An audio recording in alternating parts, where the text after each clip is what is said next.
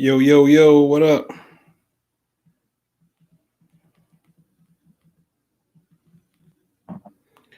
Yo, let me know if you can hear me, man. Let me know. Mic check 1 2 1 2. What it do? Let me see if I got some feedback in this mic real fast. Um, yo, I hear myself through there. Yeah. Give it to me in the chat, man. Let me know if you can hear me. Hey, thank you. Thank you. All right, man. Well, yeah, I ain't emailed this out, man. It's just a little spurt of the moment, man. Something that was on your brother's heart. So let me I don't need this, but I can hear myself on it. Happy to help you. What's up? Happy to help too. What's good? Um man. We just thumbs up for me so we can alert a few people, man. I get to a little magic sacred number 11. Then we can begin. I'm trying to think if this is my aspirin water. All right.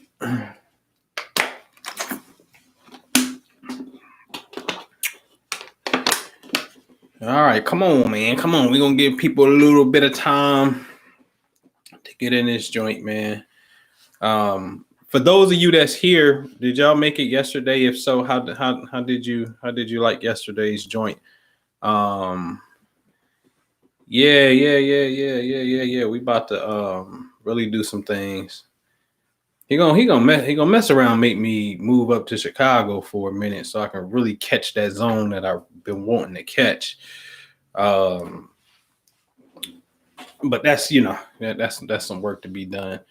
I'm gonna make a condensed version of that TI joint tomorrow, where it's gonna be what I call more of a digital voiceover, where it's just gonna be the slideshow and then my audio straight over it, strictly just dealing with the TI aspect, so it can just be straight, more concise and straight to the point. So be on the lookout for that. That's definitely coming. You know what I mean? Where we at, man? All right, so I ain't gonna be long-winded today. Just wanted to share something with y'all. The topic is it's a heavy topic, man. You know what I mean? Why do children die? And this morning I shed a tear. I cried this morning. I ain't boo-hoo cry, but a tear came, and that tear was due to seeing what appears to be, what up, Zigzagger? The baby mom of King Von, rest in peace. And the conversation is along the lines of, so it's a conversation to him. She makes a post as she's talking to him, knowing he's not here, and it's damn, what I'm gonna tell our 1-year-old. We gotta live with this for the rest of our life. Damn, you prepared me for this, but I'm not strong enough for this. I'm seeing my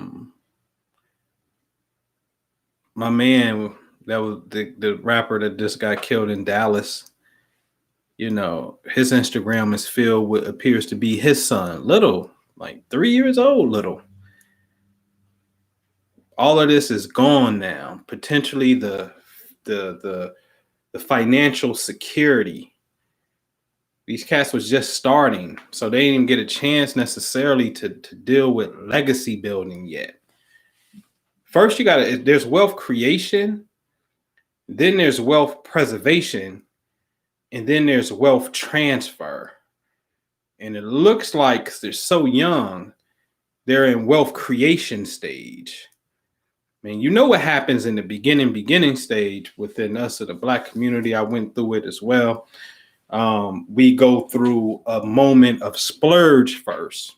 We grab chains and cars before we get some other things taken care of assets and businesses and things of that nature, especially when we're young, because we're not really thinking about death, right? And so it just saddened me to see how these children are pretty much left behind now. And it made me start thinking about them because they're children as well. Yeah, they grown men, but they, King Von, to me is a baby. You know what I mean? You can see the freshness. He ain't got, probably got facial hairs all the way. You know what I mean? He's a baby. He's young. And so I started thinking about the mental hangups that we have as humanity. I know probably my bigger mission, in a sense, is to introduce dialogue, conversation. Hey, Amina, introduce conversation to simply provoke one to think, hopefully grasp understanding, which is very, very, very important. And if there is any pending mental issue, a block, memory, pain, trauma, hopefully this newfound understanding can get one to release that particular engram for the better evolution of the human being, most importantly, the human soul. And there's some what I feel are quiet, suppressed thoughts that we have that we don't say publicly to people out loud because maybe we don't want to be seen as a non-believer, or maybe we think we may be atheists.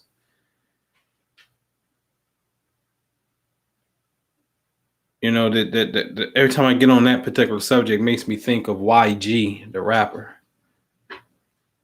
And he, and I love YG for this truth, because it's like, I don't understand why God would do some shit like this when it comes to the death of Nipsey Hussle, man. Rest in peace, Nip. And, it's just certain shit seems like it just don't make sense when what appears to be good, solid, decent people die, but yet we believe in God, right? And it's like we never question the God aspect of it, let alone being able to accurately explain why. Why children die is something that I have firsthand experience with. I've said it over, before. It's part of my mission, I believe, to share the understanding that is needed in order to make the successful transformation from this incarnation over into death and rebirth. Okay? It's a continuous cycle in which has been noted is important for the human soul to collect and gather information on these journeys. Okay? And the unresolved things, depending on the nature of the gravity of the issue, is a subscription for reincarnation. Now, just in case you may say, well, that's a little far-fetched, Noble, I want you to really analyze wisdom teeth. They're the greatest teachers in the world. What is so wise about having some teeth that you can't even use and you got to get sawed out your mouth? The beauty of wisdom teeth is there is clearly an intelligence inside of us that wants to have some type of new experience. These four set of teeth that we don't, that we don't use, and has not yet quite figured it out because we don't have a mouth that is necessarily made for these four extra teeth to function properly. My wisdom teeth, for sure, the bottoms was impacted, grew sideways. But you may say, "Nigga, you got crazy teeth." Well, I got that because I was hard-headed. That chip, I was hard-headed. My dad told me don't go down to my cousin's house, and I went anyway as a kid because I was I'm an Aquarius. I'm a rebel. You tell me not to do something, I'm gonna do it. You tell me to do it, I won't do it. I always say, if you want to trick me, you have to tell me the opposite of what you want me to do, because I just may rebel at what you tell me to do, right? It's just weird. And I'm on my cousin's handlebars. You know how we used to sit on the handlebars when somebody ride you on a bike, and I was on the handlebars and his goofy, silly self going down the hill and he wiggling it on purpose, and I fall off the handlebars and boom to the concrete and chip my tooth. And that's how I chipped my tooth. All right. I feel like I got to say that. All right. So anyway, it never fixed it. Right. Clearly. Right. And so, the wisdom teeth, there's clear that there's something going on within the evolution of the human being. Okay.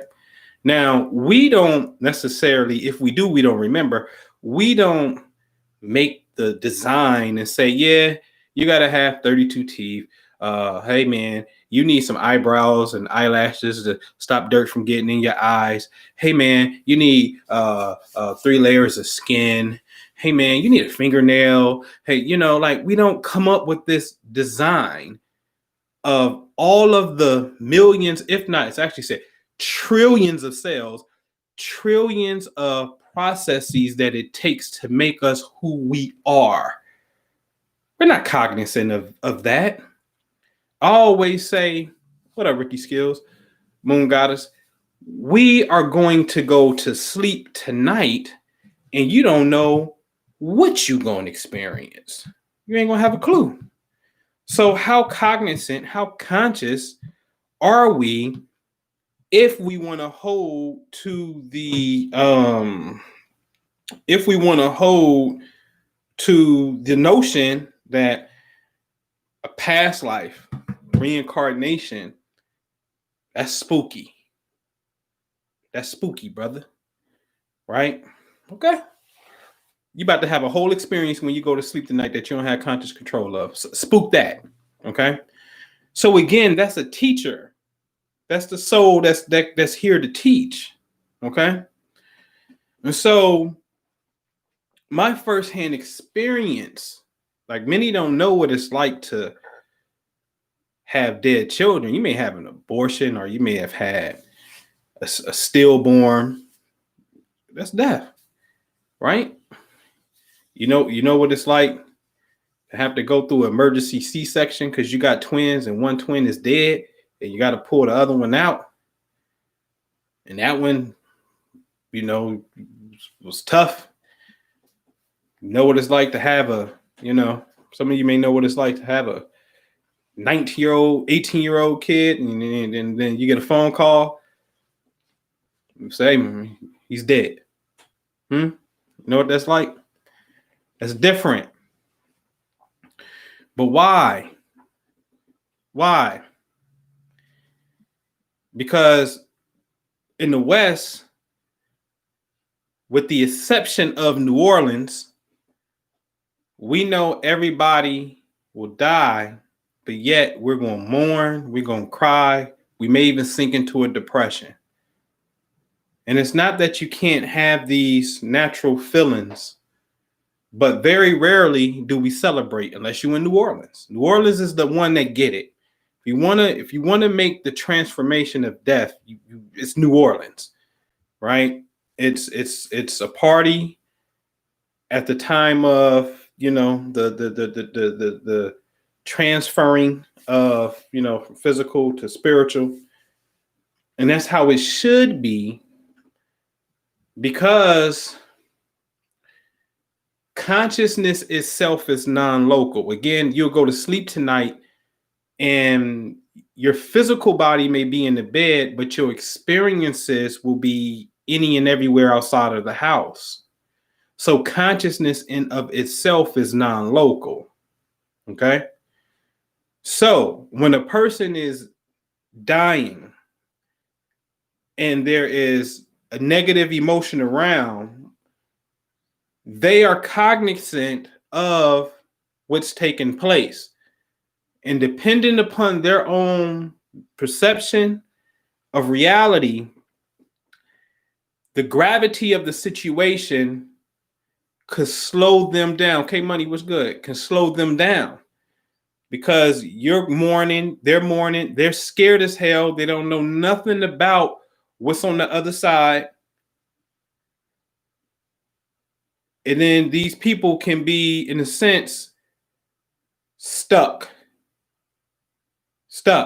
as consciousness, but not fully function consciousness, in a sense where they can come in some, but, you know, come and make the microphone fall down, bro.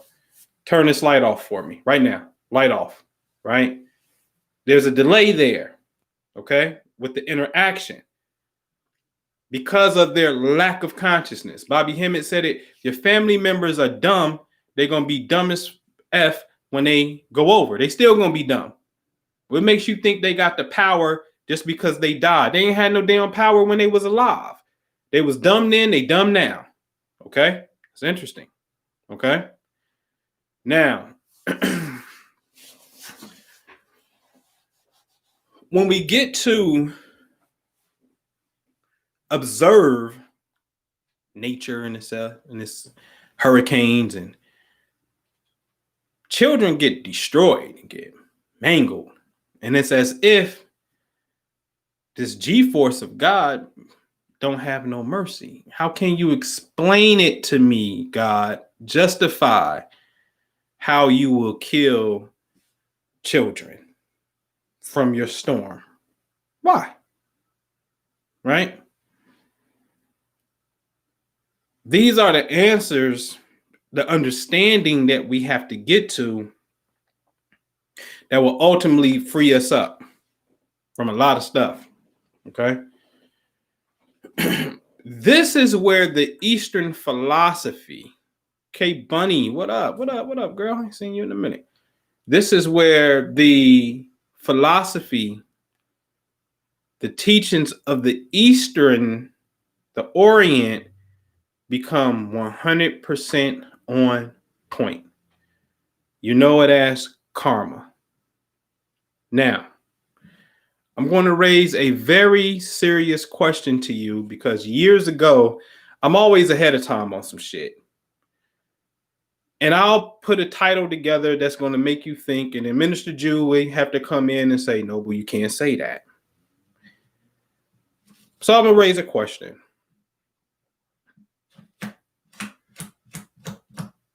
If I were to look at you as a grown person and look at your chart and say, oh, we need to make sure that you be careful around men, because it appears that you could be a victim of physical and sexual abuse. I'm telling you this as a grown woman.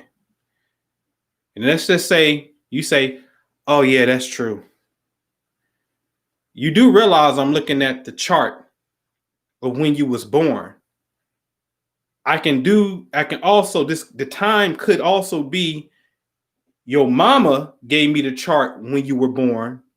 And now I'm saying, hey, watch out for this baby. Be careful of the men that you keep around, because these are aggressive markers. Mars opposite moon. Mars is passion and sex and fights and aggression. Moon could be more of the, feminine component. Pluto conjunct Mars, and they're both opposite the moon. Pluto is dark, seeks sex powers. You see what I'm saying? So it's like, oh, snap. It's a double sexual energy with Mars and Pluto. Hence, they both co-rule Scorpio. Okay. So this could be a classic marker for abuse of some sort. Okay. So now let's just say at whatever age the child may be, it's a child, the child has this experience. And I was looking at the energy that the child was born with.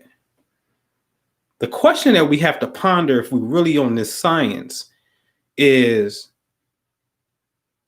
how did the event start to magnetize and take place? You understand what I'm saying? Another question that's even really deeper, because I'm looking at the person's energy. See, it don't matter if you a baby. We gotta grow up into the God sign. Clearly, God don't care if you a baby. You don't. Hurricane, volcano, burn your ass up. You in the way, you in the way.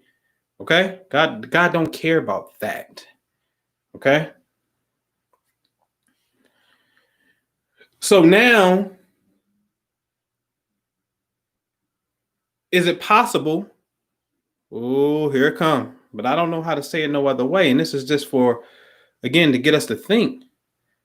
If we all have our own energies, and I tell you some shit's going to happen, and the shit happened in your reality, and I wasn't looking at the perpetrator and I'm looking at you, are you radiating a particular signal? Huh? But we can't comprehend that because we're looking at the physicality of the human. You're saying innocent child. And I'm not saying that the child is not innocent. But if the soul is eternal, as the scriptures say, then we don't know the contents of what the soul carries. Now it starts to make sense. Oh, the karma aspect. Oh, you carry certain negative imprints in your soul being. And these negative imprints, as the master so eloquently put, Autobiography of the Yogi, Yogananda, Paramahamsa Yogananda. I want to take you to a chapter. Where is that chapter at? Hold on, y'all. Yeah, Outwitting the Stars. Outwitting the Stars. I think this is my highlight, Outwitting the Stars. Man, in his human aspect, has to combat two sets of forces. First, the tumults within his being, caused by the admixture of earth, water, fire, air, and ethereal elements. Second, the outer disintegrating powers of nature. So long as man struggles with his mortality, he is affected by the myriad mutations of heaven and earth. Okay, hold on. A child is born on that day or at that hour when the celestial rays are in mathematical harmony with his individual karma. It goes on to say, astrology is the study of man's response to planetary stimuli. The stars have no conscious benevolence or animosity. They merely send forth positive and negative radiations. But the positive and negative radiations, for the sake of learning, this is why they're styled as personality types. The Greek god of war is Aries, and the Roman is Mars, the planet. Okay. And so forth and so forth. They have these personality types, but the planets have positive radiations, negative radiations. And according to the individual's karma, the child, which is all of us, because at some point we was a child, the child will be born according to the celestial harmony in heaven that aligns with that individual's soul and its own individual karma.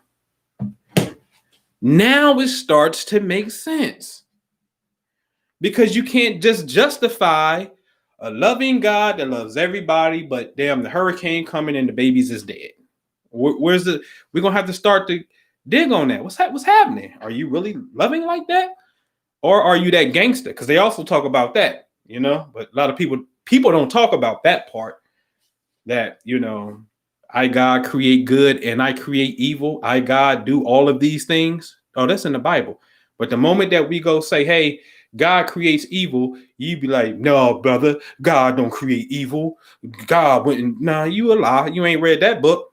If you coming from that book says God creates evil. I God do all things.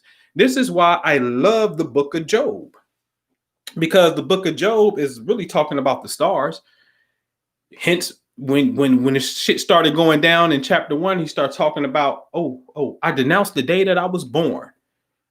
I'm trying to get up out of the planetary influences. Listen, that whole book of Job is an encoded thing on the mysteries. His 3 daughters represent the 3 mother letters in Hebrew, which also correspond to the 3 primary colors of creation that gives forth and give way to all colors, which is the Migos incarnated. But you got to get it, okay? Then he has, what do you have? 7 sons, and each daughter will go into a son's house. For each son had one day that it was his festival day. So now it's talking about how the 3 colors manifest itself into pretty much the 7 visible planets with the naked eye, in which your week is named after. Saturday, day of Saturn; Sunday, day of the sun; Monday, day of the moon. Okay? All right? So the book of Job is really talking about, don't fall for the trick of duality as seeing life and death, good and hardship, as separate entities, as God and devil. It all comes from God. And that's what he had to break down to his wife. Because she's like, hey, don't you dare curse God. And he like, woman, you sound foolish. The good come from God and the ugly come from God. And then they say, all that Job said, he said nothing wrong. So Job was like, I'm not falling for this trick that there's a devil. But the story said God conspired with the devil. Now, a lot of people gonna say he ain't conspire. Oh, yeah, he did. You out your rabbit ass mind. Anytime you gonna tell me that God saw a devil and he had the chance to kill this devil and it could have been eternal peace on the earth, and he didn't, and instead he asked him a question, where you been, as if he don't know shit, right? And then tell him, hey, I need a favor. I need you to plot on this man and destroy this man, but all that you do, don't kill him. That's called conspiracy. In law, that's called conspiracy. Stop the bullshit. Grow up, okay? But it's not about the conspiring. It's about to get your mind to learn how to merge into what you perceive as the duality, which is really the oneness. This is why I love the Chinese, because they just be like, yin yang, yin yang, yin yang. Shout out to the yin yang twins. Okay? All right? So you got to understand that the 2 is 1. All right? Now, this whole thing is about the individual karma. Ooh. Now, I wasn't going to show it, and I'm not, because I'm not on Zoom today. But I showed it before, right? I can show you a picture holding a dead baby, and then it's this bright light that's there. That's the human soul. The soul is light. Heartbeat. That's what you have. Then I can show you a picture of that twin, which is my daughter, who's washing dishes, and take a picture and her head is missing out of the picture.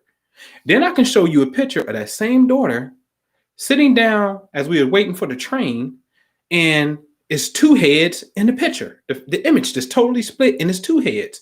It go from one picture, no head at the house, and then we somewhere else, and then it's two heads. Because that is the spiritual twin from the other side that interfaces with this dimension.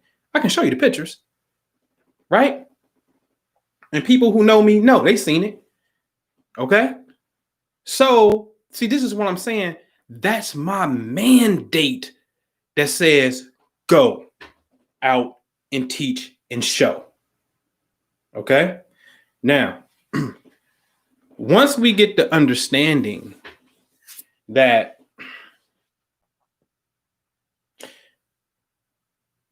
it's about the karmic wheel, now we can move off the wheel from the realm of suffering. Now, the beauty and the beast of this whole thing is a double-edged sword. The beauty is we eternal beings. So we got forever. There's no such thing as time. There's forever, literally forever. The beast of that problem forever, and I always say it, in the Western Hemisphere, it is dangerous because we're grossly ignorant, meaning we don't know how we're made. We don't know about the soul. We don't know about memory. We don't know about karma. We don't even know how to properly measure. We don't even know how to properly measure if a relationship is compatible before we even get into it. See, the Easterns do. They use, whether it be arranged marriages through using the star science, right? Like at least they're doing something to say, nope, we know that this should work. And then they really be having successful rates of marriages. Now, you got some people to be like, no, I don't want to be married. I don't care what you say. I don't want to. That happens for sure, right? But we don't even know how to successfully measure. See, this is what I always say about relationships, man. Raise your hand if you want to get in a relationship, get married, and break up. Raise your hand.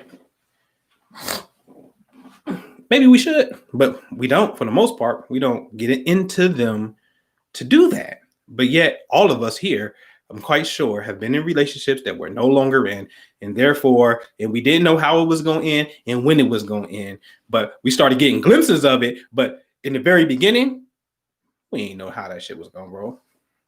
And maybe we did, right? So once we get the understanding, we can stop the suffering.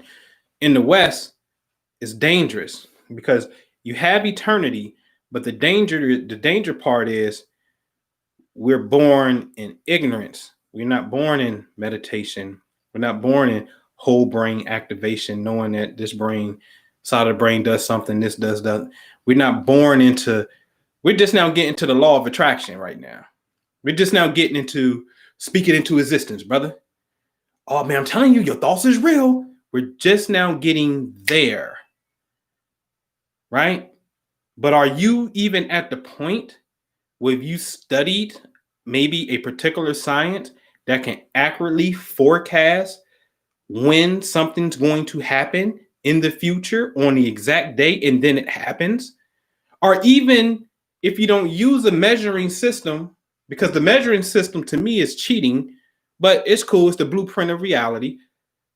Because the next step is to be intuitive, or what I call, I can't even use the word psychic because it's just so watered down and it doesn't explain what it is. The true definition of it is transcendental consciousness. That's the word that you use for people who have an intuitive ability. Please understand that. Transcendental consciousness. What does that mean? Well, when you have a premonition or intuitive vision or dream about something, the something didn't happen in our earth time reality. So therefore, it transcended time because you got the message before it physically happened. And then it had to transcend space because it came from somewhere. You just didn't have it. It just popped up in your head or you just dreamed it. So this is the part of consciousness that transcends space and time. There's some people who are naturally born with this gift, and there are cosmic markers that shows this. People who have planets in the eastern portion of the sky when they're born, and the birth chart is called the 12th house, which is Pisces. The Pisces, you can either have planets in the constellation of Pisces or planets in the east house when you're born. I'm sorry, the 12th house, which is the eastern direction when you're born. Cancer, which is the north, are in that sign, or the 8th house, which is more or less like your southwest region of space, which is also known as Scorpio. Okay. The water signs of the zodiac. If you have planets in these houses or zodiac signs, these people could be naturally more intuitive to the transcendental aspect of consciousness. Okay. All right. All right. Oh, Dusty, what's happening, man? One has to pretty much call me and I have to fill them out and approve. So you can call me 267-403-4078.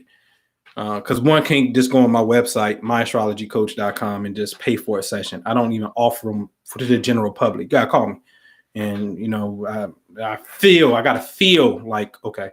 Because sometimes you just want a confirmation on some shit. You know, somebody hit me up out of the blue and it's like, man, I gotta hit you. I gotta get this confirmation. I got this opportunity. What's the opportunity? I can move to a new city, 2 new cities. What do you feel? Felt like I had to call Ampu. No. What do you feel? Tell me what you feel first, because I want you to have your own voice. Don't be a minion. Have your own voice. Learn to feel. And then I'll go show you why you feel that way.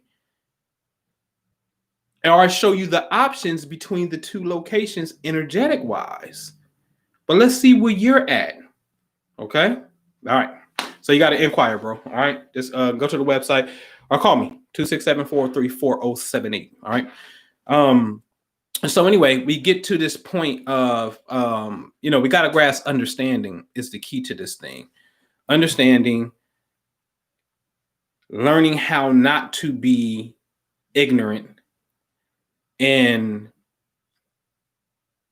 the power of meditation is real. I just really want to talk about the biochemistry. 267-403-4078. All right, my bad. I was born with Mars conjunct Mercury, so I can go rapid fire. All right, so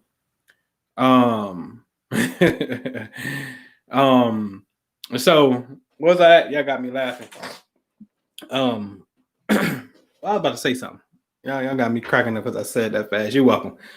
All right. K Bunny, what do you say? Your reading is still changing my life, Ampu, no lie. That's what's up, man. That's what's up. That's good. Glad you're doing great. And so, man, I was about to tell y'all something, man. Let me back up here. What's that? See, I told you I suck at multitasking. All my energy is fixed. I'm a focused person and I got to stay on point. So easily throw me off. But so anyway, learning, I was going to get to the biochemistry of the meditation. And so what meditation allows you to do, ladies and gentlemen, is it allows you to bring in more oxygen to your brain, which is food for the soul. Very important. If you bring in more oxygen and you change the breathing rate to a different wave, a deeper, relaxed wave, this allows consciousness to expand like the lungs. So rather than your regular waking state, you may have a rapid breathing pattern, but when you go to sleep and you get tired, the pattern slows down and it becomes deeper. Well, meditation is putting you in that particular state so you can now have more brain capacity. And what starts to happen is these dormant cells, then neurons in the brain, they now start to come online, and it starts to give you your X-Men capacity, such as the transcendental psychic phenomenon. Okay.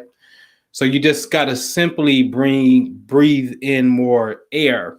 Now, there's tons of techniques that you can do, visualization work in a sense, or what do you imagine when you meditate and whatnot. I'm not here to prescribe that.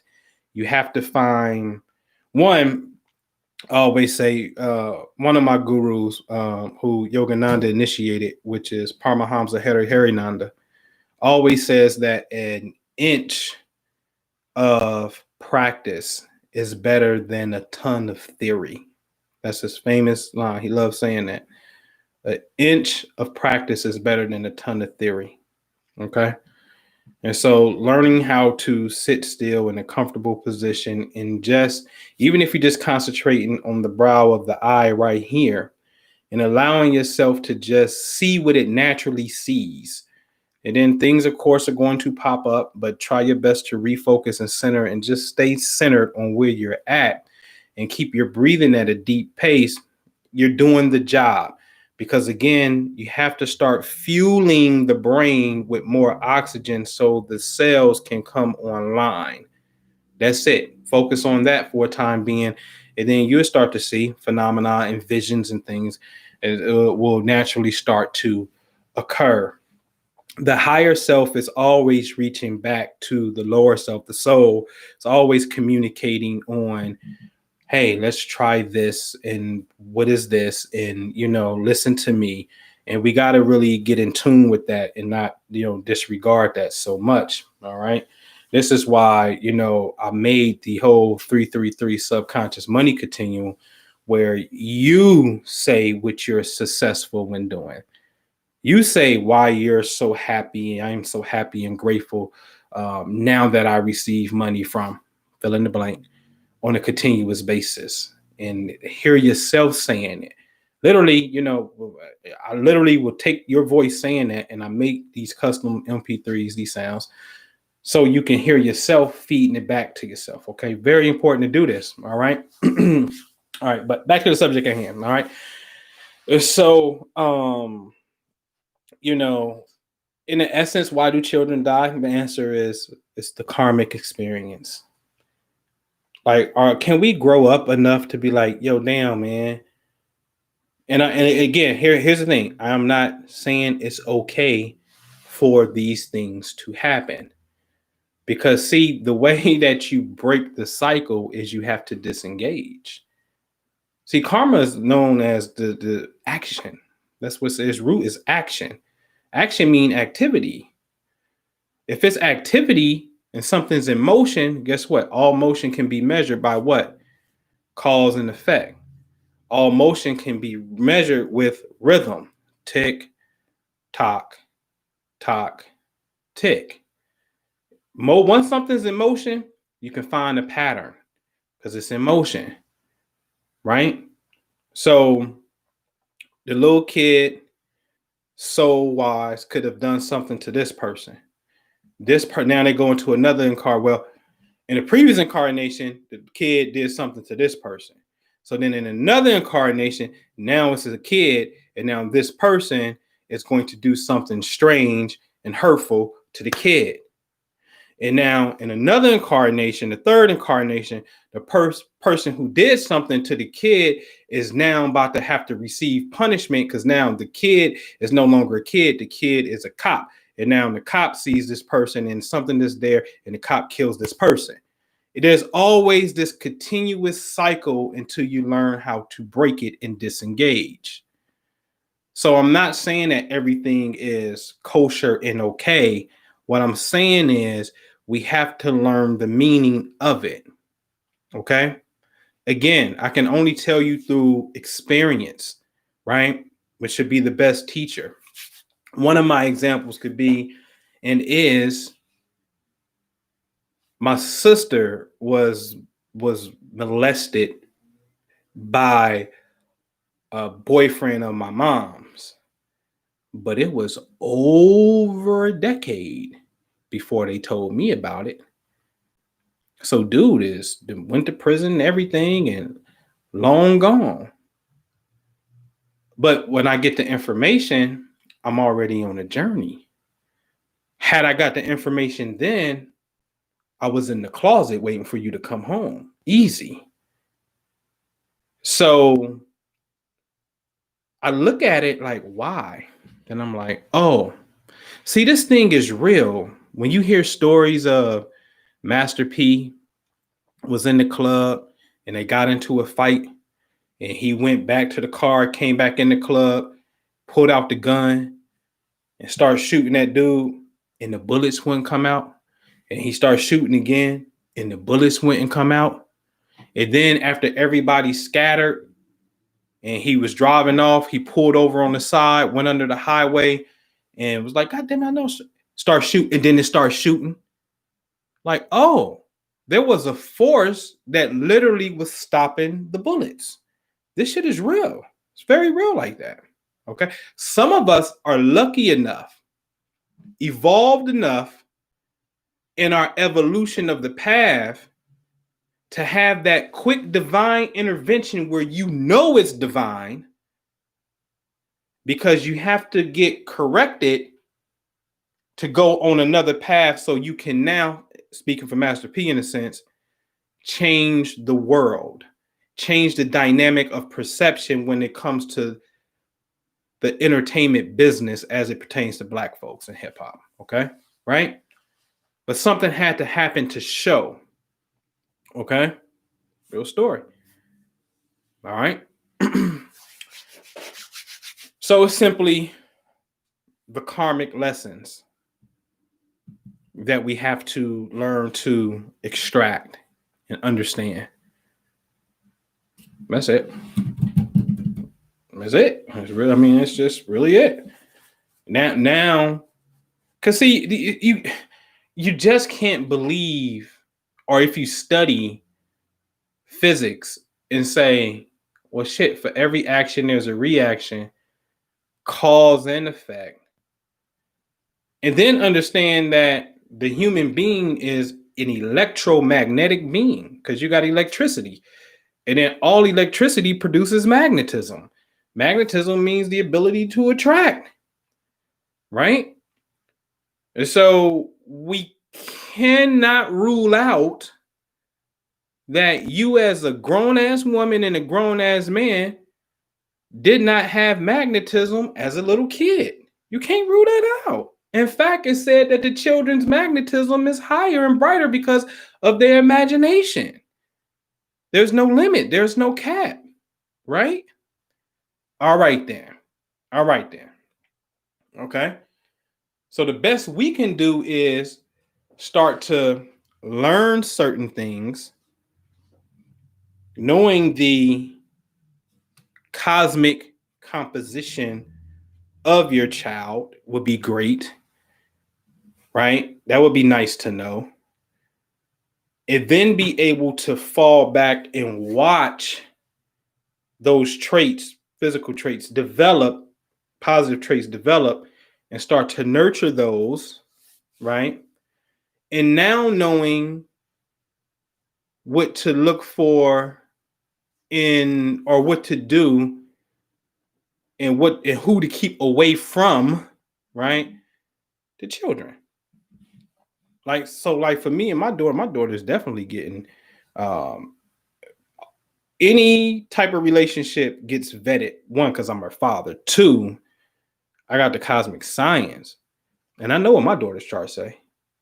She definitely has a look. If you got Mars in the seventh house as a woman, then that means you like potentially aggressive men or a man's man. This is a man that's into either martial arts on the highest, military, or he's combative, right? That's there. That's a warrior. Oh, you like warriors. So that means, guess what? You shouldn't do this anyway, but don't you ever in your life put your hands on a man if your life is not being threatened. If your life ain't being threatened, you never ever do that. Because the seventh house is marriage and partnerships, and Mars is violence. So that means either you can be violent towards your partner or your partner can be violent towards you. So let me cultivate that now. Now, here's the key, which you got to really pay attention to. Because the thumbnail for this is a scripture in Proverbs that goes along the lines of the children are being affected because of our generational karma is being passed to them. Now, this is very true because do you know that, let's say your child is having a Mars configuration, which is a time that could denote anger, violence, accidents, but your child don't have one of those. But you in the house, you and your partner is having this spat. Y'all having this spat. The planets, as we showed, okay? Planets, as we showed, record events in space. So just because the child didn't have a physical event, the parents have now programmed the space in the house, the psyche of the child in the outer planets, right? Program the ether as well with a negative event. And I am telling you, as I showed yesterday on my segment dealing with the TI energy, every time Mars appeared to get in Aries, or what appears to be the tail of the Piscean fish, he keeps going through these experiences that are very negative. So now you have to be careful. This is why I said in the Hermetic science, the Hermetic couple, they're very cognizant of that. All that disagreeing shit, we can't do that. That's a no-no. That's a big no-no. Because the disagreements and the fights give birth to what is known as magnetic demons. Okay? These little bastard magnetic demon children are real. You know who is spying on you when the psychic is reading you from afar and also giving you information to bright ideas? When you ever bent down and then come back up and you see those blinking lights, you can call it prana, whatever you want to call it. You see those blinking lights? Those are the invisible elements that's spying on you. They're neutral.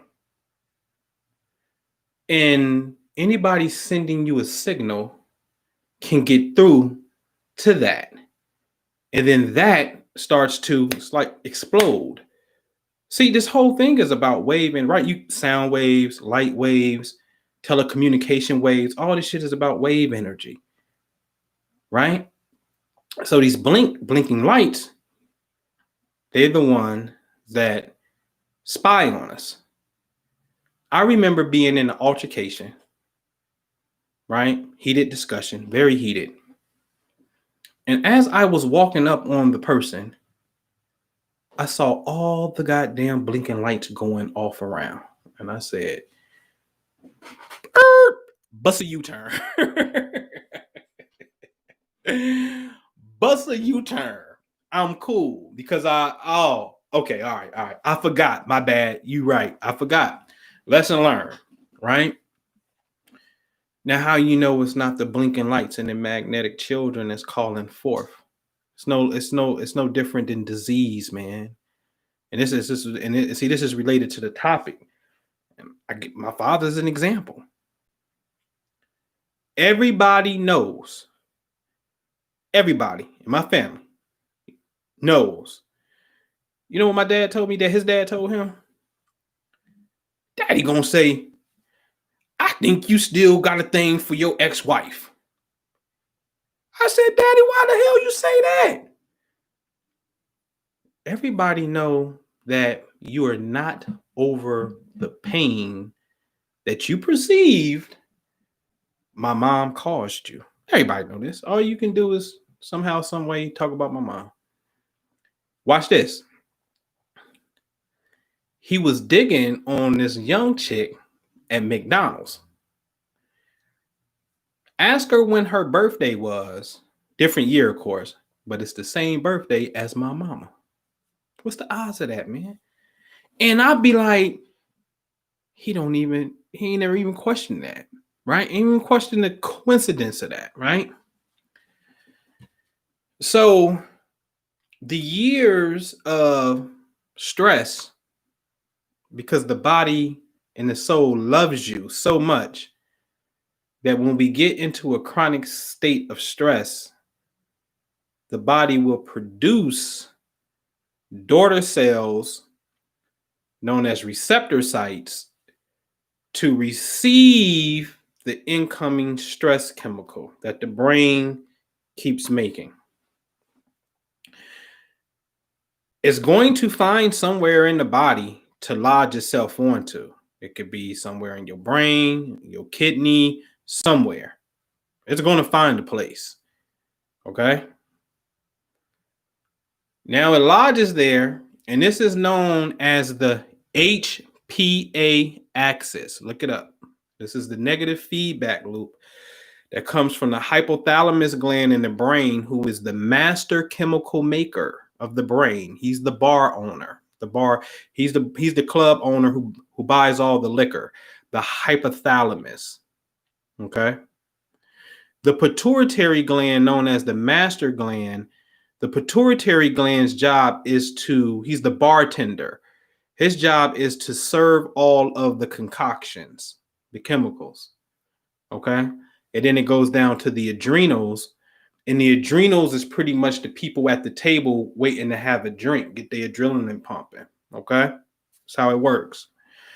And so what happens when the adrenals are starved and there's no more stress chemicals, it sends a signal back up to the brain or back up to the pituitary gland. Hey, bartender, serve me up another drink.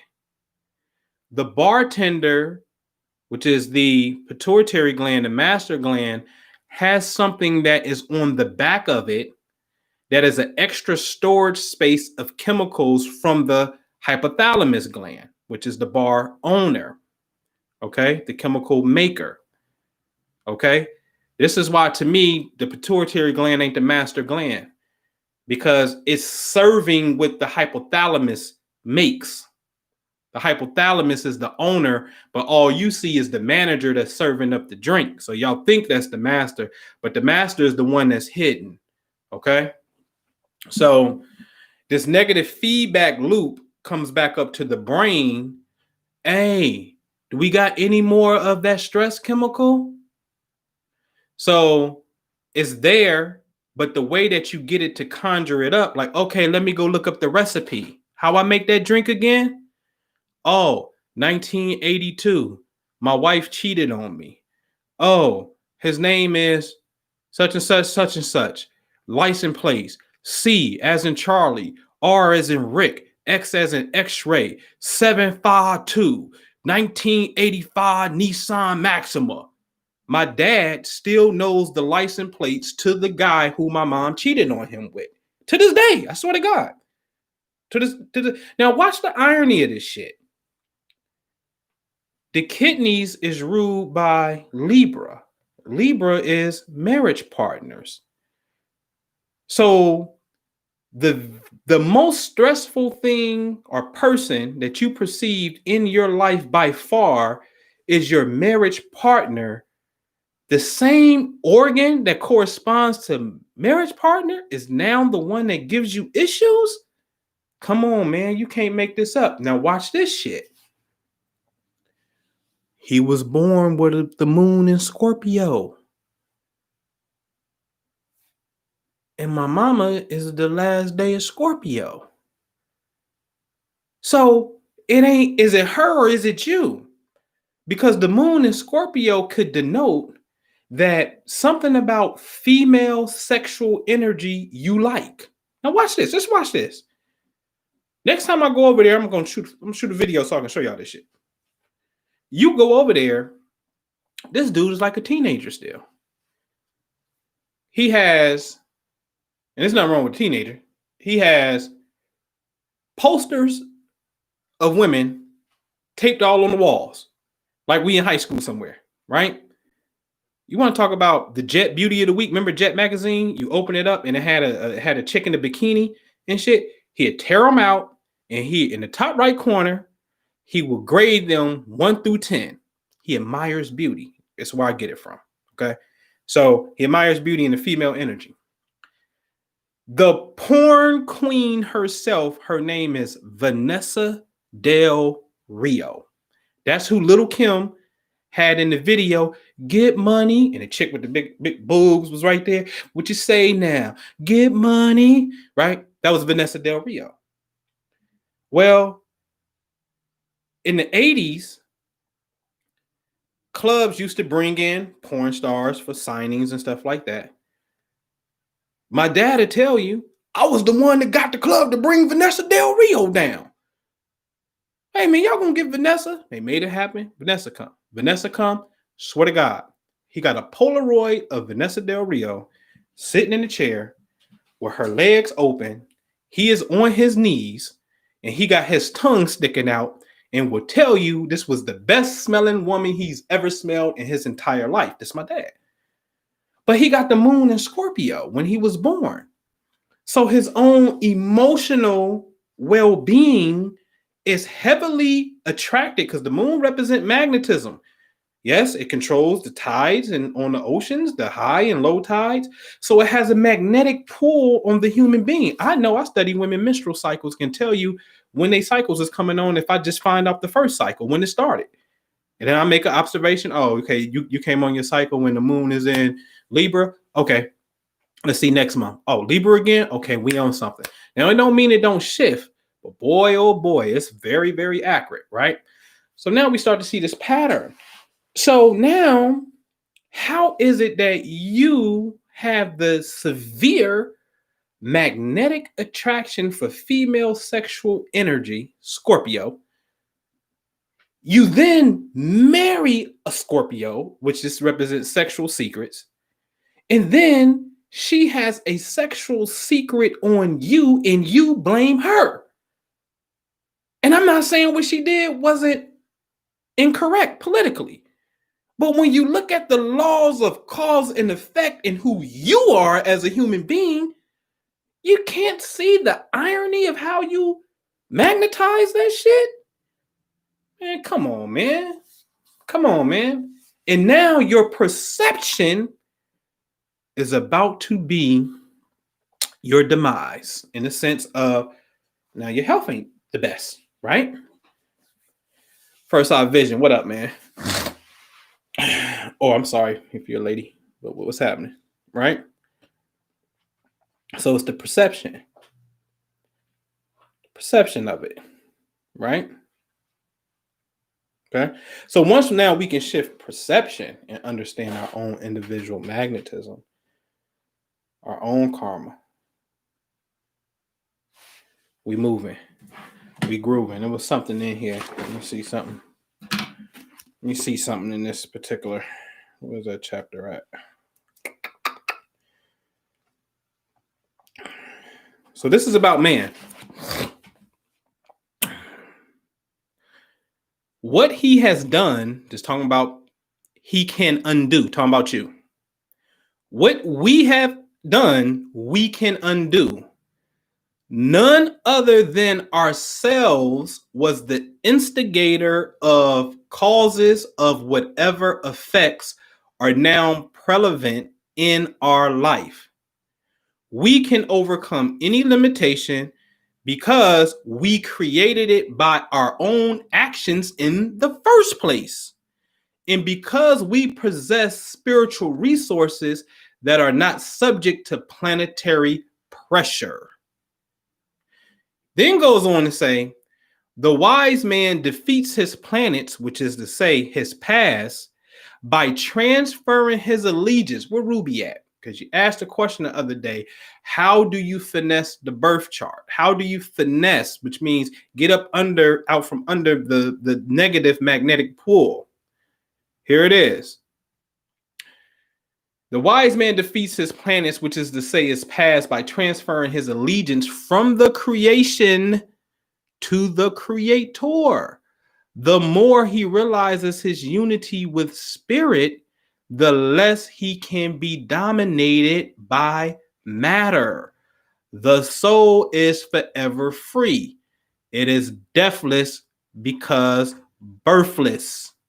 It cannot be regimented by the stars. Now, that's interesting. What do you mean? Because you said that the stars align, we're born according to the star alignment. But now you have to start, and this is next level shit. This is when, I'm telling you, when I put the lighthouse up in the mountains, that's that time to start to get on that shit. As long as you engage it in the 3D matrix like that on a regular, it's going to be hard to really maintain it, okay? Because to start to defy gravity takes severe, genuine practice. And what I mean by that is you will start to lose a physical shadow. You won't have a shadow. You will start to activate the rainbow body, the light body, which is by far the illest cream of the crop, tippity top of enlightenment. What is that? Well, you can Google it. You will see that the Tibetan boys got it. It's known as the rainbow body. The rainbow body is when you die, your body starts to shrink and ultimately could disappear. Sometimes leaving just hair and nails. The bones and all gone. The bones gone. And I ain't talking about over 30 years. I'm talking about there's masters that said, don't touch my body for 7 days. And the body totally disappeared and gone. And guess what? A rainbow appears. Yeah, this is a phenomenon, right? In the Tibetan Buddhist school, the rainbow body. How do they get it? Years of mantra, meditation, years and years and years. There's a way we can activate that, though. Ladies and gentlemen, don't get it twisted. Don't get it twisted. And what I mean by that is there are pictures that we have where I can be at somewhere and then you'll see a violet flame spitting from my forehead. When we go to these locations, light is there that's showing us the way that we can go into the light because we are nothing but light. You understand what I'm saying? That's right, Dicker. And Zikr, to remember, keep going consistently, right? When they said Dicker, El Monte said, Dicker, we talking about the bead is there just to remind you. Do your thing. Get in your zone, right? So it can be cultivated. But now these practices start to get you to transcend physicality. So there may be a time somebody take a picture of you, and then all of a sudden there's this big bright beam of light that's around you. Or perhaps maybe your face disappears. Something weird happens because the biochemistry of who you are is starting to vibrate higher and you're starting to transcend physicality. Once you start to transcend physicality, now the planetary pressure of negative karma is starting to be dissolved. Okay? Okay? That's how it works, man. That's how it works. I'm telling you who got the keys. They got the keys. And it's easy to cultivate because you can cultivate. So think about this. The Tibetan Buddhists may have a certain chant, but this set of Buddhism got another chant. This form of Hindu got a whole nother language and doing their whole thing. And when they die, their body ain't even decaying when they go out. Now it may don't shrink and disappear, but it's not decaying. You understand what I'm saying? This is phenomenon is recorded. Okay. And so what is that telling us about these different schools of thoughts that are having these hell of enlightening experiences? It is telling you, ladies and gentlemen, to simply believe. Please stop getting hung up on what to believe, not even what, because you know what you should believe. You should believe in good health. You should believe in wealth and prosperity, right? You got that. That's there. You ain't gonna convince me you don't got that. What you get hung up on is how to believe, how to practice. And the only thing you have to do is just do it. That's it. That's it. If you do it over and over and over because you believe, it shall become law. So you do what feels good. If your mantra is boogie, woogie, woogie, boogie, woogie, woogie, and that's your thing in the sunlight, boogie, woogie, woogie, boogie, woogie, woogie, your ass gonna be boogie woogie, and it feels good. Your life is about to be some magical boogie woogie shit because that's what you believe. All of external projections, telephone, mouse, everything is because somebody believed in it. That's right. It's electric. Boogie woogie. That's it. Right? So that's funny because every black get together barbecue and shit is the electric slide is coming out, right? You know what I mean? But that's real. So it's about your consistent belief, man. It's your consistent belief is the key. And once you got that, ladies and gents, what else is there a need for? I am striving to wean you guys off of product and oh, let me do this and let me do that and let me do this and let me do that and no. That's why you ain't heard from me in a couple years. I'm like, oh no. I'm about to go get the bag in a whole nother realm of physicality, real estate, right? And then let me just give you a few things because all we should be concerned about and everything falls up under this jurisdiction. The protection and preservation of yourself, your family, and health, right? So you don't want no negative energy, you don't want disease, you don't want haters, you don't want none of that shit, right? So what's one thing that you could do that deals with just say repelling negative energy so you can stay healthy and vibrant, right? So that's one thing. So let's just call that the banishing, right? Really, the banishing ritual pentagram, known as the LBRP, but you gotta know Hebrew.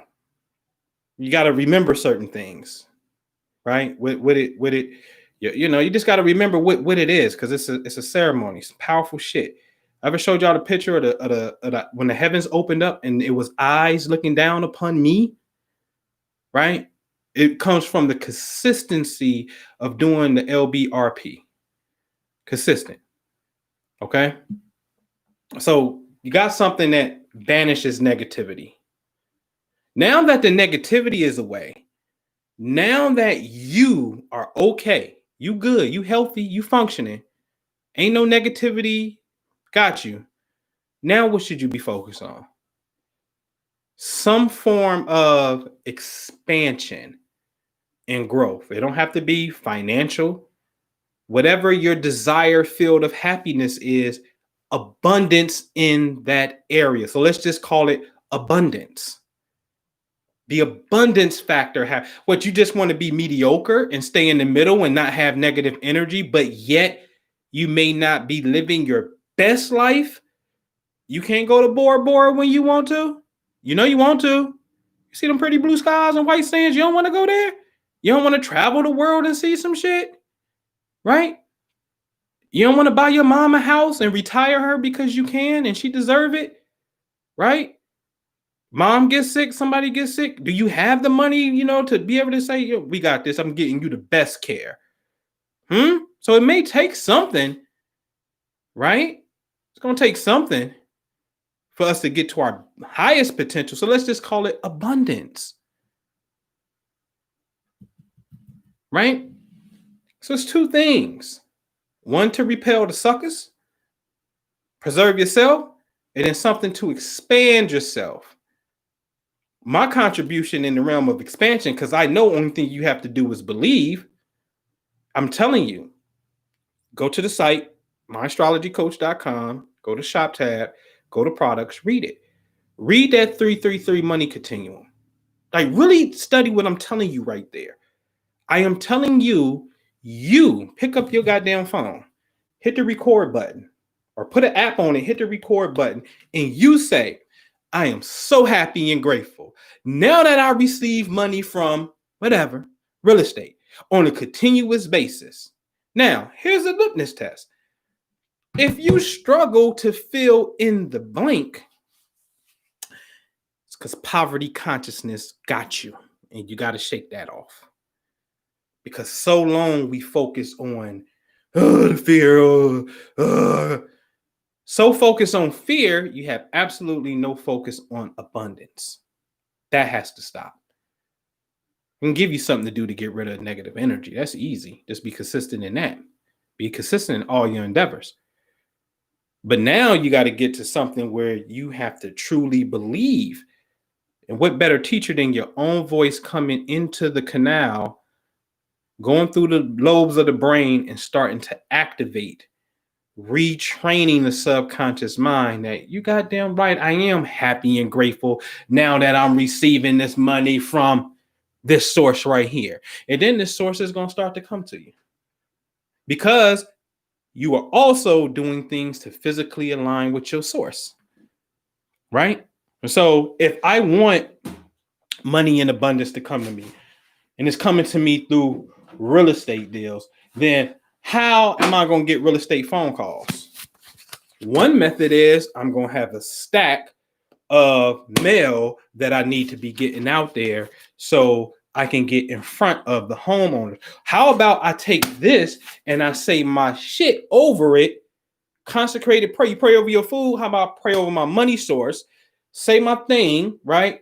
And then wait till Friday or Thursday, which is the Jupiter day of expansion, Venus, the feel-good day, beauty, money, and things of that nature, and then go drop it in the mailbox with my little magical ass and watch me go get some results, right? Because it's all about the belief and belief coupled with knowing the rhythm.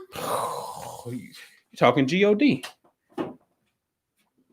You're talking G-O-D, okay? All right. So let's conclude. Transcend ourselves, work on ourselves, work on understanding. Understand, when I say work on understanding the karma. We're here to learn, right? The points of initiation, the coincidences that pop up. What you think it's for? What you think the coincidences is for? Right? Same name, same, like you start seeing shit. What you think it's for? It's to get you to go through the door. Go through the door. All right. All right. All right. Any questions? Put in the chat for me. Or we can wrap this up and then the fat dude can do what the fat dude do.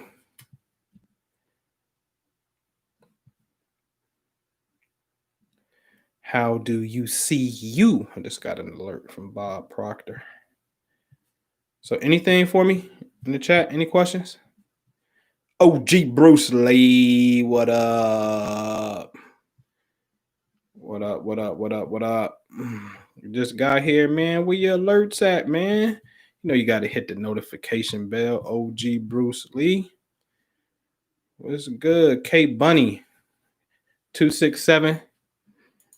I'm called a Google Voice. I'm gonna put it in there. 267-403-4078. Damn. That's what it is. 267-403-4078, man. You know, align your stars, man. Bakari, what up? What does it mean if you and your partner see a shooting star together? It means make a wish and make love. That's what it means. On the spot, right there. Like, the shooting star is the shooting sperm, nigga. Grab her, make a wish, get a kiss, and make love. No, I'm serious too, though. I'm dead ass serious. If everything is, you know, that time that you can do it. Put it that way. You know what I'm saying? But for sure, we better kiss, lock them lips, man. It's about creating with in Taoism, we call it the microcosmic orbit. Ooh, the next class, next little live I do, we're gonna get into how to speed up space and time. I'm gonna give y'all. I ain't really this, but I gotta give it to humanity. So I can't say I ain't, because they know when they initiated me that I was going. They knew I was gonna give it to y'all. The shit is in your goddamn mind and it's in your body. And we're going to collapse time when you understand these techniques of Kriya Yoga. Okay. So I'll tell y'all a story about that. All right. K Solo and I met walking dogs. We both bred bullies. I just started a training business and he was looking to get back into the music industry. And bam, head A&R. You talking about K Solo, the rapper that looked like Redman? I'm quite sure you got that anytime. But that's dope. You know what I'm saying? And that's what I'm talking about. The meaningful coincidence, right? You know, like that's that shit. And then you have to strive for. Do y'all believe in extreme compatibility, man? Oh, that's what's up. That's what's up. K Solo, the rapper, man. Tell K Solo I said what up. All right. I got you, Malik. Extreme compatibility is what we got to strive for. Purity bliss.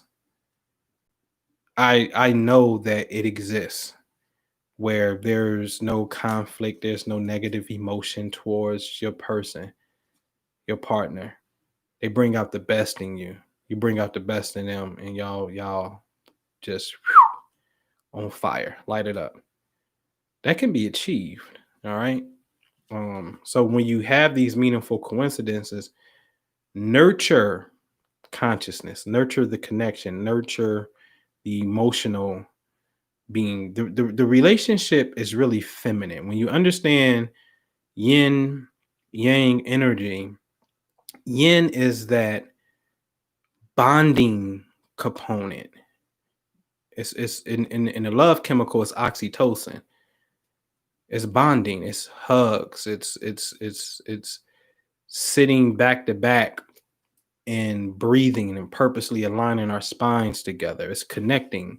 It's soft, subtle. It's walks on the beach. It's a picnic under the tree. It's walking barefooted on green earth so you can allow the telluric earth energies to root through your soul or your feet.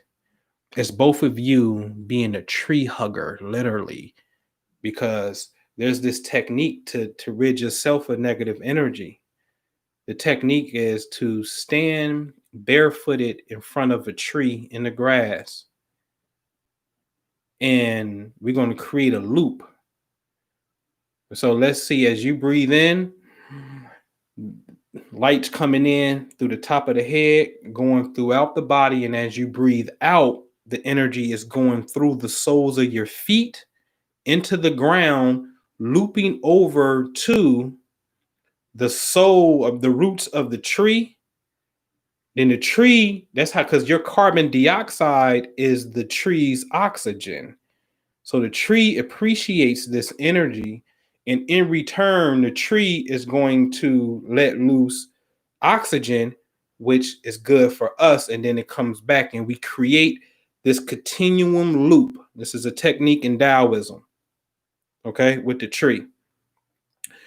But you got to do this with the partner, because techniques like this, the yin principle, is the receptive magnetic principle that's needed for materialization to happen. Too much yang, yang, yang, yang, yang, yang, it'll burn you out. It'll hurt you.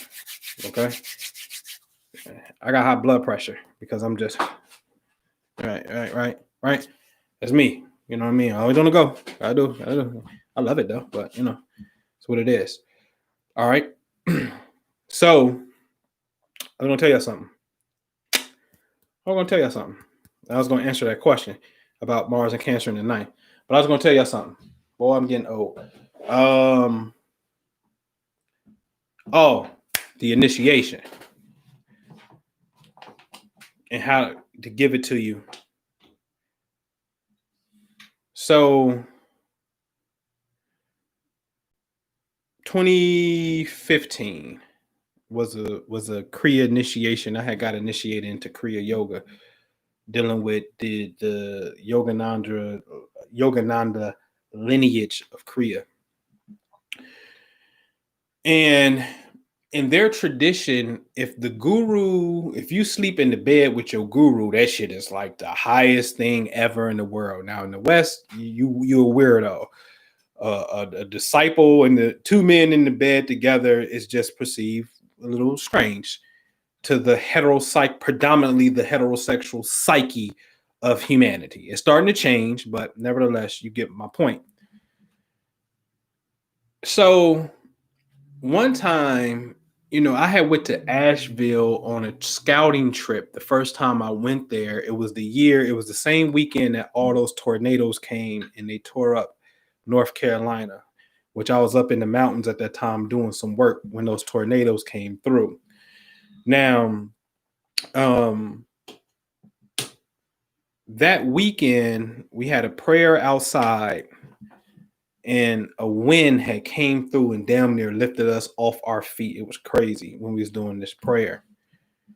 And then later we would drive to these locations, namely Chimney Rock. It's outside of Asheville, and I take people there on these trips called Chimney Rock. And on our way to Chimney Rock, there's this UFO looking thing that's sitting in the sky. I'm very comfortable and know what that's all about and everything. And I'm just looking at the experience that I'm having and what's guiding me here. Now, everybody knows that Asheville area is considered to be a vortex. It's a spiritual opening there, and it's known as the Sedona of the East, because Sedona, Arizona is all about chakra machines and crystal rocks for sale, and it's all about that. Well, Asheville is known as the Sedona of the East. And way more, in my opinion, more. Well, they got different energy, so I just like that one better. But so anyway, the location of where we was at, where we slept at this house, I exchanged some things. I gave them a crystal bowl as a gift because I knew I'll be coming back. I was coming there to scout the area and get a tour of what to bring black folks. Okay. So I paid a white guy. They still got a website. His name is he changed his name now, but it was going by the Star Doves. And I even had him on my radio show back in the day on Blog Talk, where they talk about intergalactic beings coming in and shit. So Raja, big white dude name, and I exchanged a gift with him and whatnot, and I was at his location. Years later, when I went through the initiation in Kriya Yoga, I was at that location, and Baba Ji, which is the eternal saint, it is said that he's the only one who never dies. He stays in his body forever because God can do all things. Baba G was there, and a young Yogananda was there. The young Yogananda. Let me see if I can find that picture of the young Yogananda. All right. Young Yogananda was there. Okay. And so let me see something. Hold on real fast. So as they're there, mind you, I just got initiated into Kriya, man. Young Yogananda gives me a technique what's known as Shaktipa. Shaktipa simply means the transferring of energy. The guru passes electrical current through your body. Okay. So I have received that while Baba G was sitting there just unlooking. Now, mind you, years prior, I'm there physically, and I didn't even have a clue about Kriya Yoga, right? And we praying in the same spot, and the big ass wind come. See, this is how you know this thing for me is divine, because when I start tracing backwards, like, oh shit, I was there. Oh, that's what that was. They was trying to get your attention, or they was seeding you then. You see what I'm saying?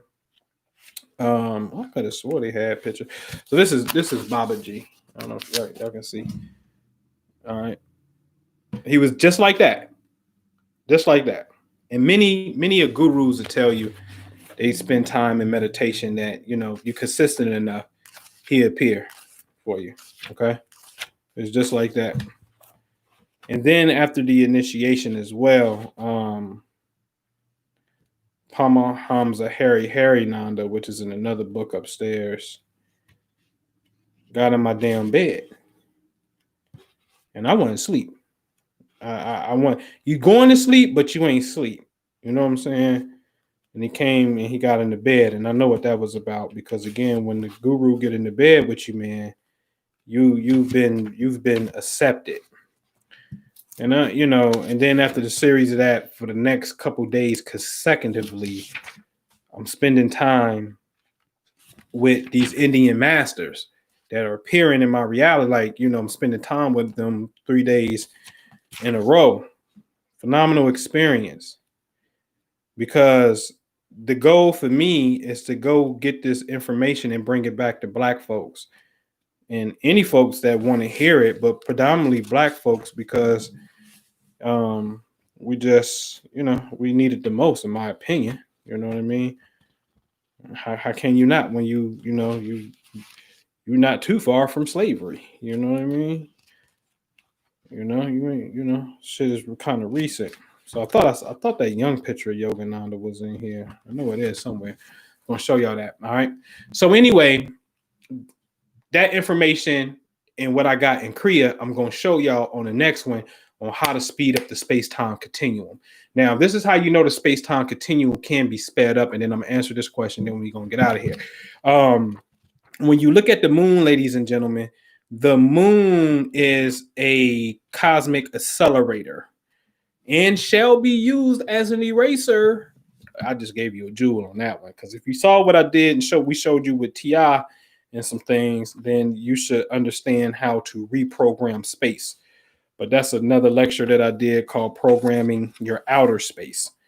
Okay, so anyway, you know, every year on 9/11, here you go, he appeared to me in this form. I was initiated by a kid, bro. Seriously, in this form. All right. Every year on 9/11, you got to wait a year for 9/11 to happen. But if that incident is about the sun being at a certain degree in Virgo, because that's when 9/11 is, it's Virgo season, it takes the sun a whole year to appear in front of that constellation, but the moon is there once every freaking month because she moves that fast. So now the moon gives us an ability to to speed up time. Okay, this is important. Again, this is why the Holy Quran and it's a lot of Eastern cultures that start their calendars on the moon cycle and not the sun cycle. They tap into that particular force. Okay, so the moon gives us the ability to speed up the space time continuum that we're in. Okay, important to understand that, but I'm going to show you what's faster than that when you do the practices within your body. Okay, all right. That question. Um, Somebody that has Mars and Cancer in the ninth house. You lucky because the ninth house is a house of mental exploration and long travels. And when I say you lucky, it's because the mental axis of the third and ninth house are more of the mind. But sometimes, of course, it can manifest itself physically. Mars in the ninth house is going to give you a tremendous drive to want to expand your consciousness and your learning. This is the ninth house is college. And I don't mean the traditional form of college, but it can be if you want it to be. It's the university. You go off and you study the philosophies of the world. Mars is an active thing. The ninth house is long travel outside of the country, it's international. So now this placement could take you to international places. Be careful though, because Mars can represent conflict, and now you in conflict with someone someone while you overseas in a sense, right? So that could happen. Or you could be in conflict with a male teacher that's teaching you something. You went to India to get initiated, but you and this person kind of got some energy thing going off, right? Cancer is the parental axis, far as Cancer Capricorn type of thing. So it could be good for home learning because Cancer is home, but the ninth house wants to learn. So it could be It could be good for home learning. You see what I'm saying? But the highest side that I see that particular thing could be conflict with family members too, for sure. But in-laws. But the highest side of that to me is a tremendous drive to learn. It's law, it's philosophies. It's just deep. It's too vast of a sub. Like when you say philosophy, shit, you know how many different philosophies there are? So there's a lot to study, man. So you have to follow the things that you're passionate about learning. And here's the kicker: you become the teacher because the ninth house is the teacher. So now you get to disseminate that information. And then you also could study martial arts abroad as well, and someone will easily teach you that. You can go to China and get the secret sauce, come back with the Wu Tang, you know. All right, man. 3 degrees in the house of the zodiac. I have 3 planets placed on the third degree in 3 different houses. All right, so that's interesting. The lower the degrees, the obviously the earlier it is, the more of the sign you have to learn in a sense. But OG Bruce Lee, the third degree is the degree of the master. It's the degree of the master. So I would pay attention to if they're connected to each other. Do it form, is it a trine? Is it sextiles? Is it squares? Are they connected to each other? Because the third degree is the degree of the master mason. This is where you're supposed to, master things. You mastered the body. You know what I'm saying? But what houses are these in? That's another thing I would look at too. What are the houses, and and do they have angular connections? Can you retouch on Scorpio in the eighth? Yeah. So that's a natural will if you do have Scorpio in the eighth house because it belongs there. And so the eighth house is the house of sexuality. It's the house of joint finances. It's the house of setting up the legacy and making sure when you die, people could be of benefit to you, of that rather. The eighth house is the house of hidden occult subject matters. The eighth house is the house of secrets. Keep your mouth shut. The eighth house person, depending on what things are there, they just may have to endure sexual secrets. They may have some affairs. It's just what it is. You have to see the problem that we have with secrets is there's a thin line between secrets and deception. Okay? Very, very, very thin line. They're not the same thing unless you got an agreement not to do some shit. But the secret itself is not deception.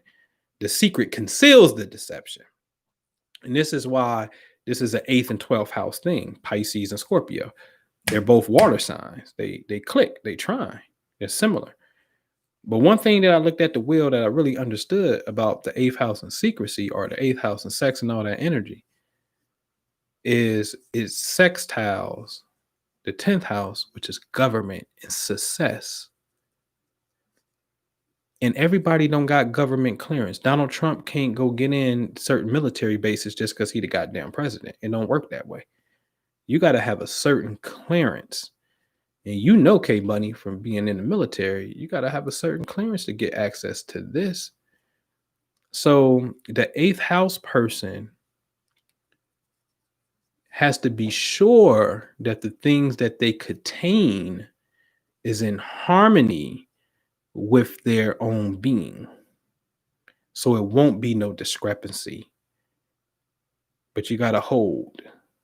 The 8th house is the powerful house of regeneration, the ability to physically heal, the ability to use sex or whatever modality of healing to reverse aging, physically speaking.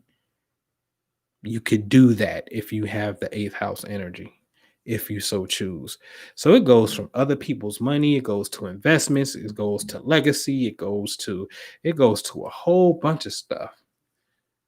So you have to pick.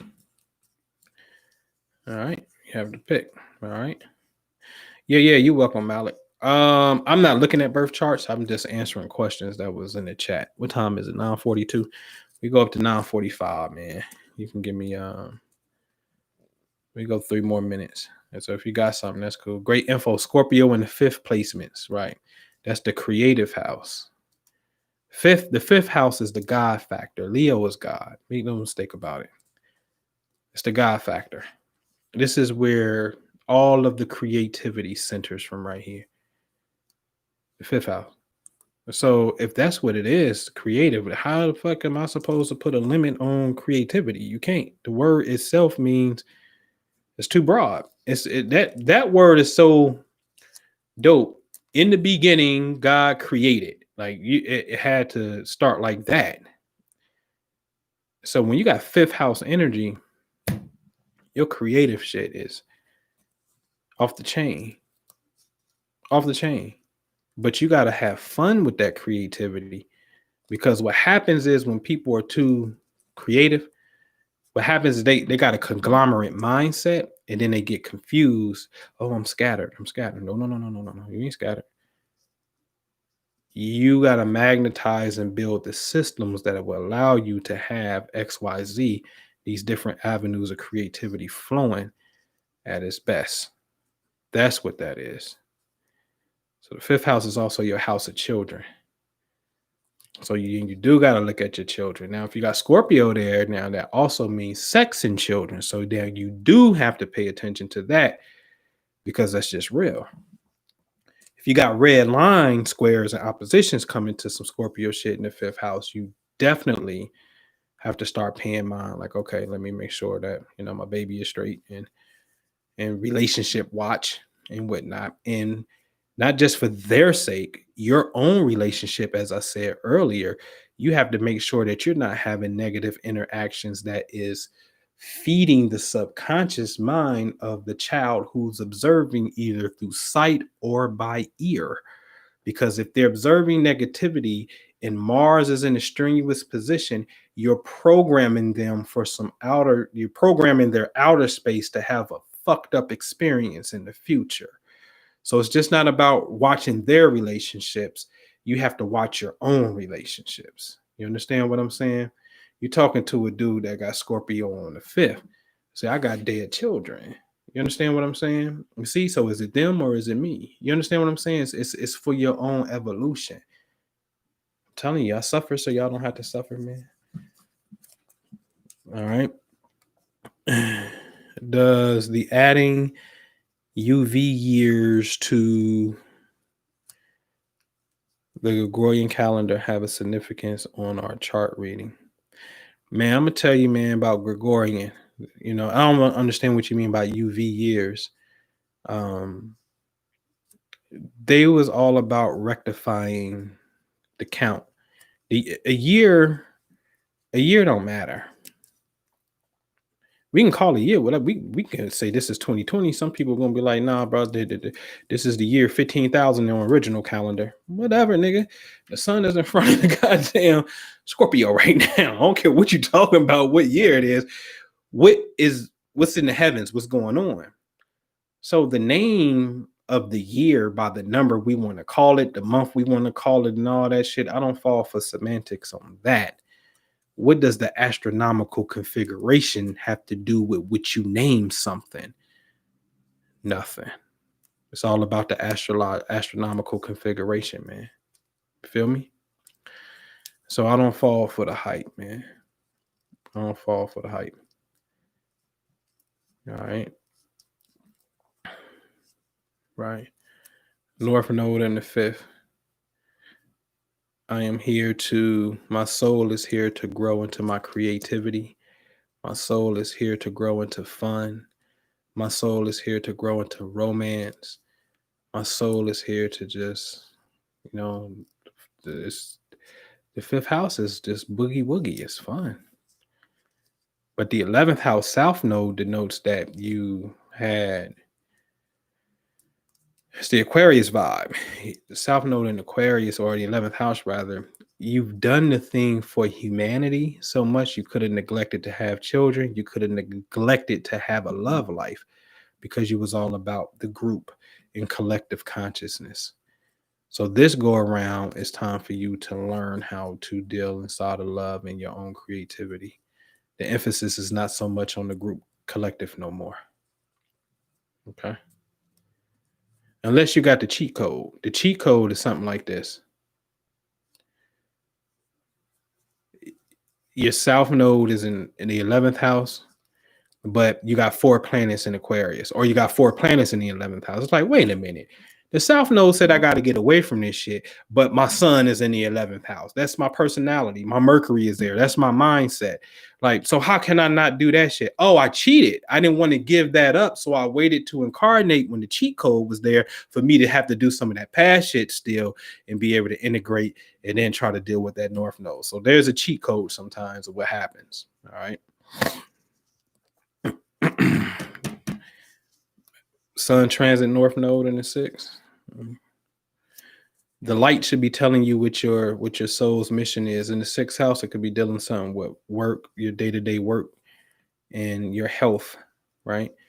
I will use sunlight at this time potentially to deal with healing, but definitely listen to the inner, literally, physically, the light is radiating on your soul's mission right now. So, you gotta, the 6th house is of service. It's like donations, and you're not necessarily doing it for the money per se, but if it's something that you do just to be of service. You know what I'm saying?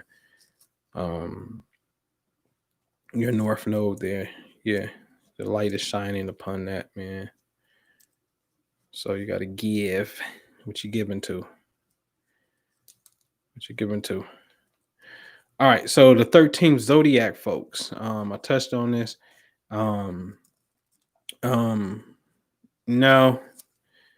I showed on a video before that the 13th sign that they say Ophiuchus sits north of what's known as the zodiac belt. Okay.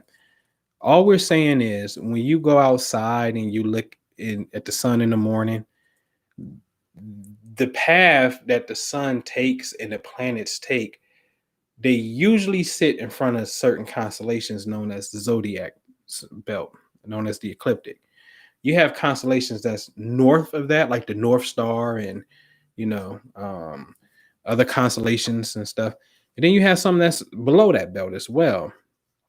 Ophiuchus sits north of the it sits north of the zodiac belt.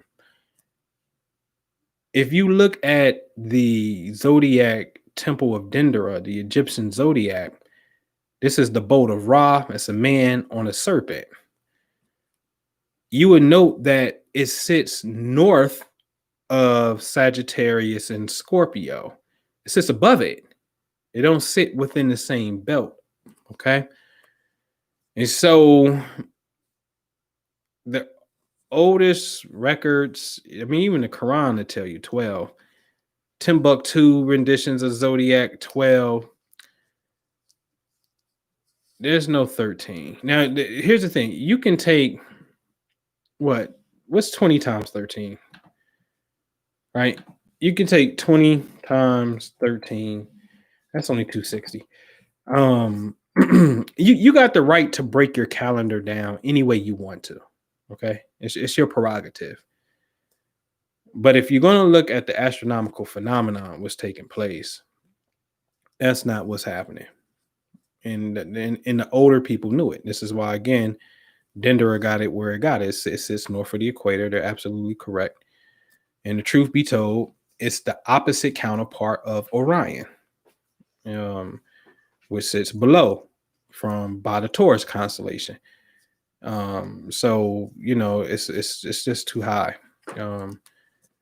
And so I don't subscribe to 13. And plus, by the laws of progression charts, which we showed y'all yesterday, which is very, very real.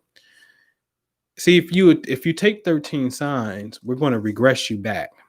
Now, some of you are going to go into a different sign.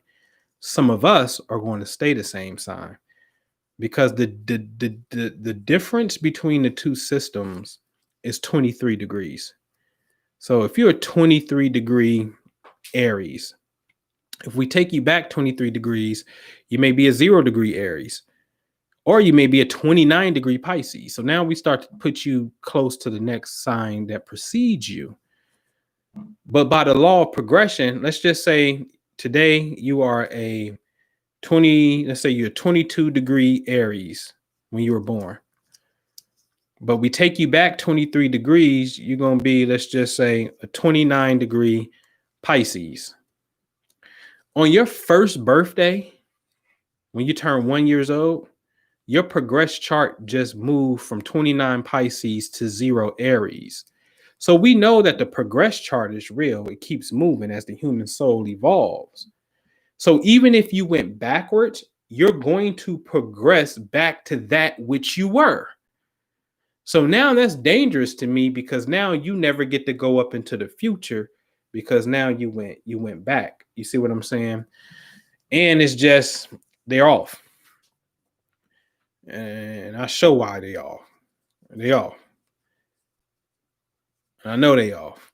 And I got the almanacs of Benjamin Banneker and what he was using. And like I said, the records of Timbuktu, what the Holy Quran say is 12 and things of that nature. 13 deals with the moon. They don't deal with the earth, sun, zodiac relationships. 13 is a moon science. Within a calendar year of 365 days, you're going to have 13 full moons and 12 new moons, or it may be 13 new moons and 12 full moons. There's a 12-13 ratio between new and full moons every single year. Okay? So 13 has something to do with the feminine principle of the moon. It has nothing to do with the zodiac signs. Nothing. All right. Okay. Yeah, they empty. These H, man. Yeah, no, I ain't throwing up no charts, man. I was just kicking it based off what you got in there. You know what I'm saying? Where we at on time, man? I said, all right, for real, 6. I'll take you to 10 o'clock. 10 o'clock. So keep them coming. 6 minutes. What you got? 6 minutes. And we out of here. I'm gonna have me some sparkling. I have some sparkling wine. Some cider.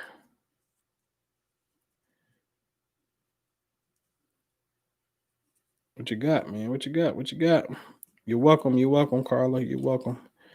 Okay, Bunny, you straight. Cheyenne, you're welcome.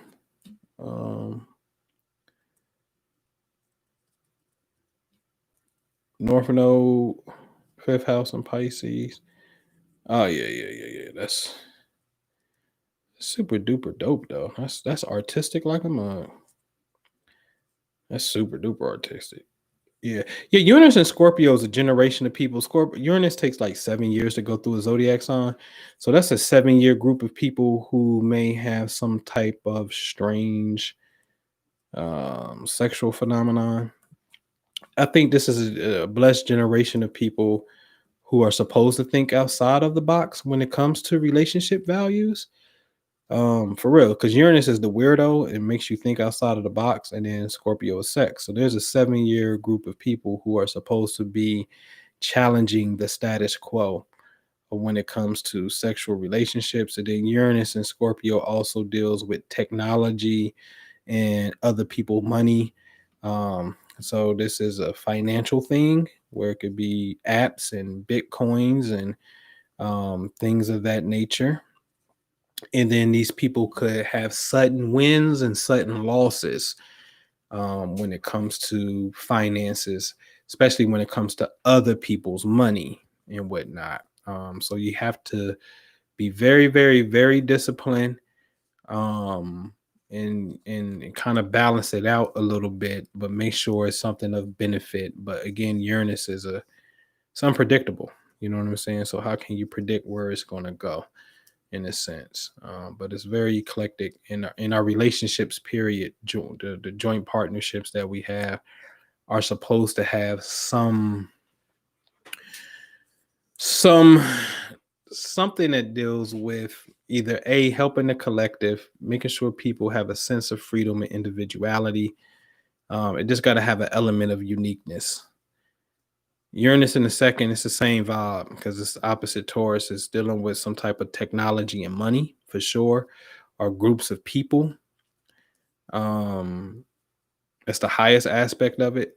Like you would do well in some type of technology money sector, Bitcoin, early investor on some type of tech startup. You do really, really, really well if you got Uranus in the second house. Or people who also have Uranus and Scorpio. You know what I'm saying? Because it's just other people money and whatnot. So finances can just be up or down, unpredictable. You know what I'm saying?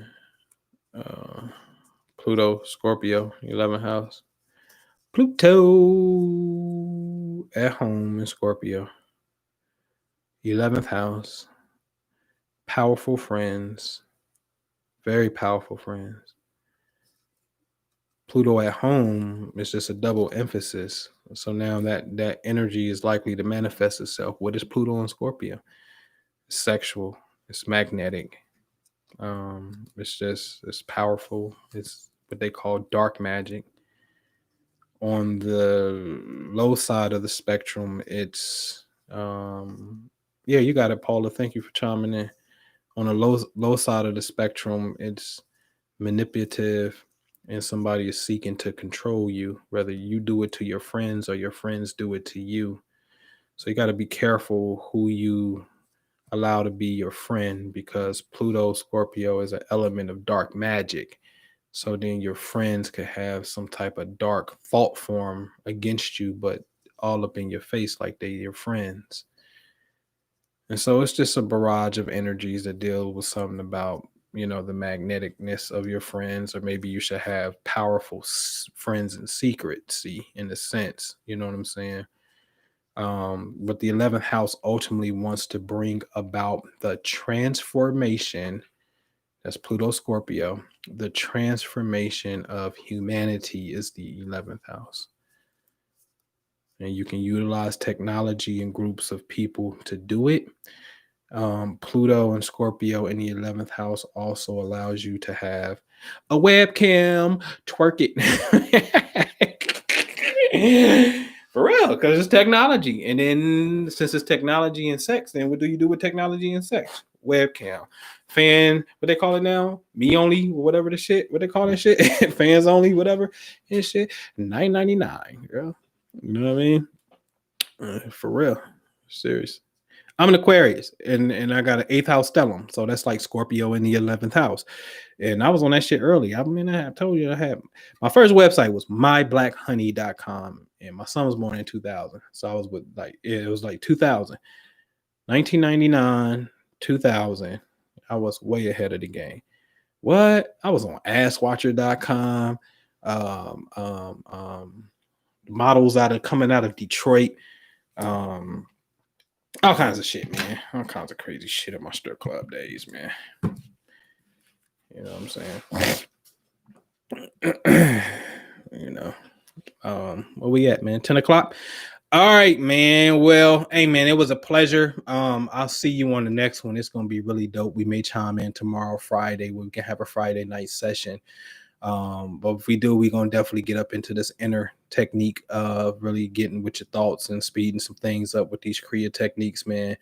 Show you how they collapse time and whatnot, and then you be the judge, man. So with that, man, I appreciate you. Visit me. The Prosperity Investment Group is where I'm at these days, man. Family Wealth Club is where my joy is at. Doing real estate deals, phenomenal stuff, giving people the opportunity. I felt good the other day, and I got to get on it today as well. Like I ain't fronting, man. I'm dead ass serious. Y'all can't see it. You know what I'm saying? But y'all, woohoo! That's right there. That's me paying my partners. You know what I'm saying? And I got making sure me and my partners just making sure business is straight. You know what I'm saying? And we got some things together in the space of real estate. So join me, man, the Prosperity Investment Group. If you're more into astro science, rightfully so, that's cool. Myastrologycoach.com. You can click on the membership there, man. Low as $19.99 a month, man. I can just kick you a report just to keep you safe. I call it cosmic insurance, is in the sense my job is to make sure ain't this shit, that nigga Mars don't creep up on you unbeknownst to you. It's only a $20 bucks. Ain't even a whole 20. I'm like, hey, you got $19.99, ain't even a whole dub. You know what I'm saying? So anyway, man, knock yourself out. Myastrologycoach.com.